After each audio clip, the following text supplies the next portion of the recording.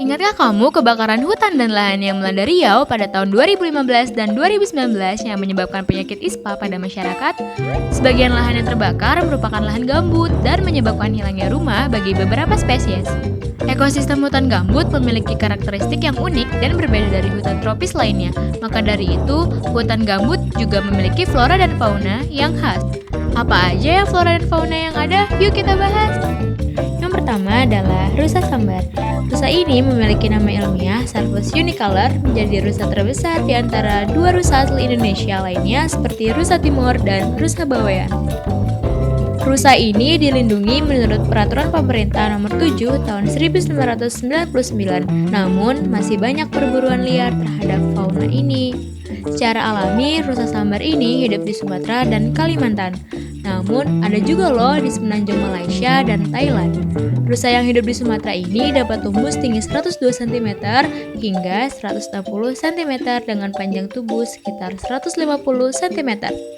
Oh iya, kalian tahu tidak kalau rusa tidak memiliki tanduk loh, namun ia memiliki rangga. Beda dengan tanduk, rangga rusa ini memiliki cabang.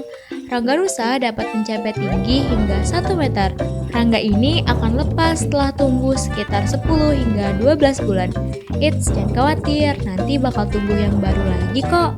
Rusa memiliki rambut berwarna coklat dan ia memakan rumput juga dedaunan. Yang kedua adalah lutung merah, Proboscis rubicunda, tapi lebih sering dipanggil langur. Kalau orang Dayak, memanggilnya kelasi.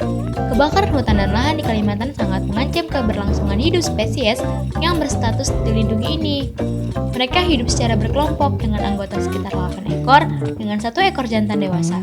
Ciri-ciri spesies ini adalah bulu berwarna coklat kemerahan, wajah berulas kebiruan, dan memiliki jambul pendek yang berdiri. Uniknya lagi nih, ketika masih bayi, spesies ini berwarna putih dengan bercak coklat yang melintang di bahu. Makanan favorit si lutung ini adalah dedaunan muda dan biji-bijian. Fauna yang terakhir adalah burung enggang. Burung enggang merupakan burung berukuran 65 hingga 170 cm dengan paruh melengkung yang khas dan besar. Burung ini memiliki hubungan erat dengan budaya luar masyarakat Indonesia, diantaranya ada di relief Candi Borobudur dan masyarakat Dayak yang mempercayainya sebagai lambang kesucian dan kekuatan.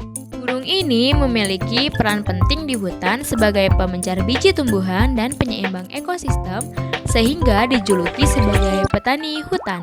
Sayangnya, mereka mengalami penurunan populasi yang tajam dalam 2 dekade terakhir akibat hilangnya habitat, minimnya upaya konservasi, dan perdagangan ilegal.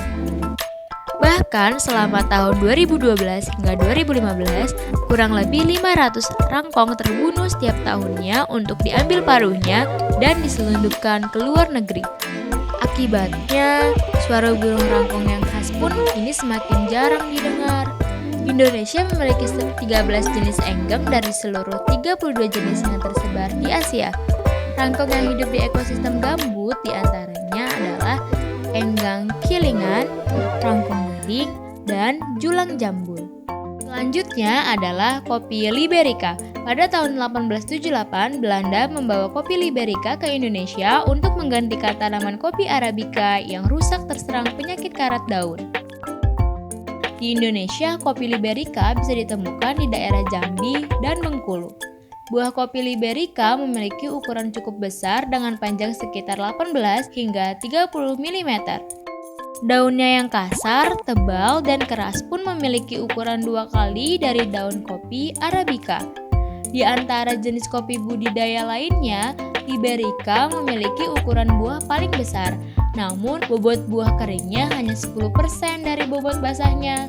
Saat ini Liberica ditanam secara terbatas dan tidak banyak diperdagangkan di pasar internasional. Kemudian ada meranti merah. Meranti merah tergolong kayu keras dengan bobot ringan, memiliki berat jenis 0,3 hingga 0,86 pada kandungan air 15%. Kayu ini bisa dikatakan sebagai kayu yang besar karena memiliki tinggi mencapai 40 meter dengan diameter yang dapat mencapai 150 cm.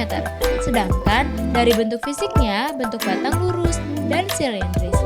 Kayunya yang unik berwarna merah muda pucat, merah muda kecoklatan, hingga merah tua atau bahkan merah tua kecoklatan. Meranti merah merupakan salah satu kayu komersial terpenting di Asia Tenggara. Lazim dipakai sebagai kayu konstruksi untuk kebutuhan rumah tangga, dan yang berusia tua dan lebih berat dapat digunakan sebagai kayu konstruksi untuk membuat perahu atau geladak jembatan. Beberapa jenis meranti merah menghasilkan buah yang mengandung lemak serupa kacang yang dikenal sebagai tengkawang. Yang terakhir adalah pohon gelang atau kayu putih, merupakan pohon anggota suku jambu-jambuan.